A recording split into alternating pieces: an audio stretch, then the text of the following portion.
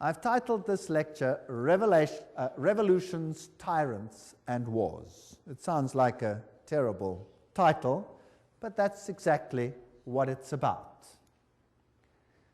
I saw a woman sit upon a scarlet-colored beast full of names of blasphemy. Revelation 17, verse 3. Here is this church controlling this scarlet-colored beast.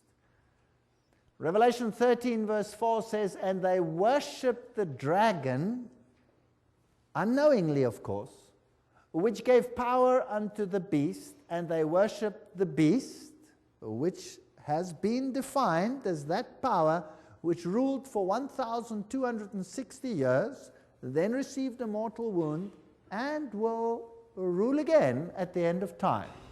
And we have identified it, basically, as Catholicism.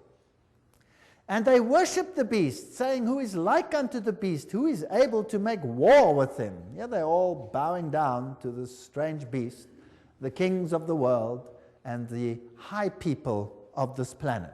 They pay homage to it. They worship it through their obedience and by giving them the power of the state to deal with any issue. Here is an interesting quote from Popery, Puseyism, and Jesuitism. At what then do the Jesuits aim? According to them, they only seek the greater glory of God, but if you examine the facts, you will find that they aim at universal dominion alone. You see, Rome had lost universal dominion, and the Protestant Reformation had been a major problem in this issue, a major problem. They have rendered themselves indispensable to the Pope, who without them could not exist, because Catholicism is identified with them. They have rendered them themselves indispensable to governors and hold revolutions in their hands. And in this way, either under one name or another, it is they who rule the world.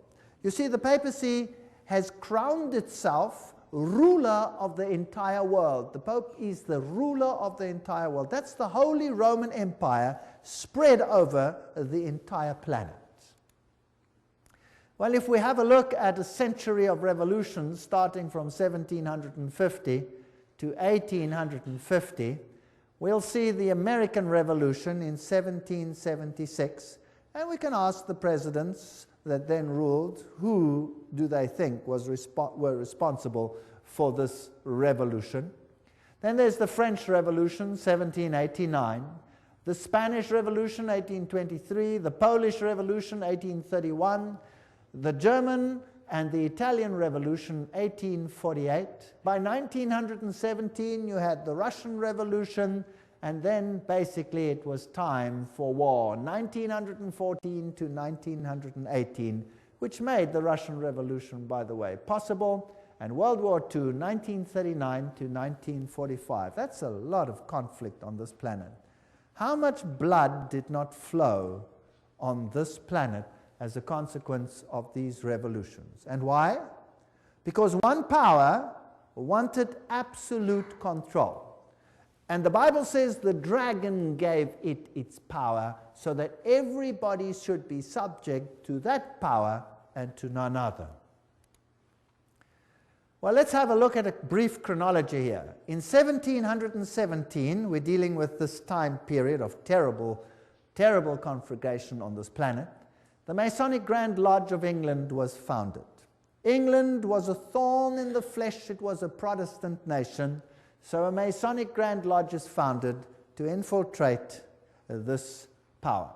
1721, the first Masonic Lodge was founded in France. 1731, Benjamin Franklin was initiated as a Freemason.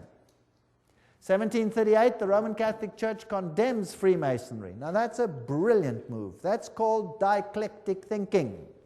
You create an organization, you ban it, your insiders belong to the organization, but the outsiders see that you have distantiated yourself. It can't be your fault. You see how clever that is? Whereas at the Vatican, all the lodges remained and all the cardinals were members, but not the Goyim. It was to be a Protestant army under the control of the Jesuit order, and we did an entire lecture on that, and you can get it, the one on who's behind the secret societies.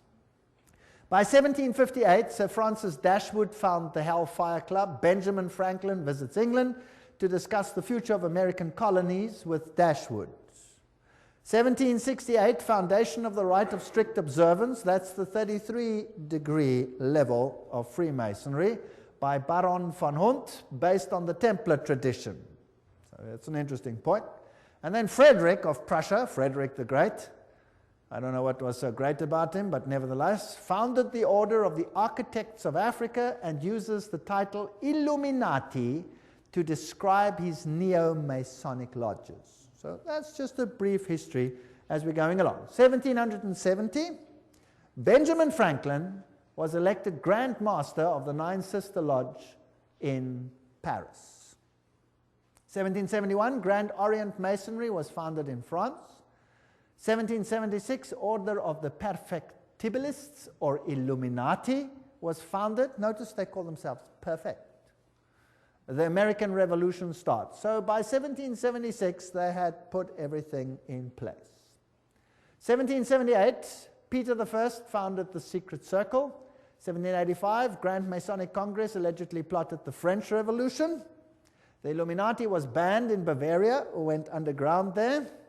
1789, French Revolution. 1784, Illuminist conspiracy to overthrow the Habsburg monarchs of the Holy Roman Empire. So the monarchies must go. The monarchies were often opposed to Jesuit rule, and they banned the Jesuits. Well, it was payback time. Nobody bans the power of the Roman Catholic Church. In 1816, John Adams wrote to President Jefferson, "Shall we not have a regular swarms of them here in as many disguises as only a king of the gypsies can assume, dressed as painters, publishers, writers, and schoolmasters? If ever there was a body of men who merited eternal damnation on earth and in hell, it is this society of Loyolas." They didn't mince words in those days, eh? Wow. That's the new Jesuits. There's the quote. Everything I say has got a quote.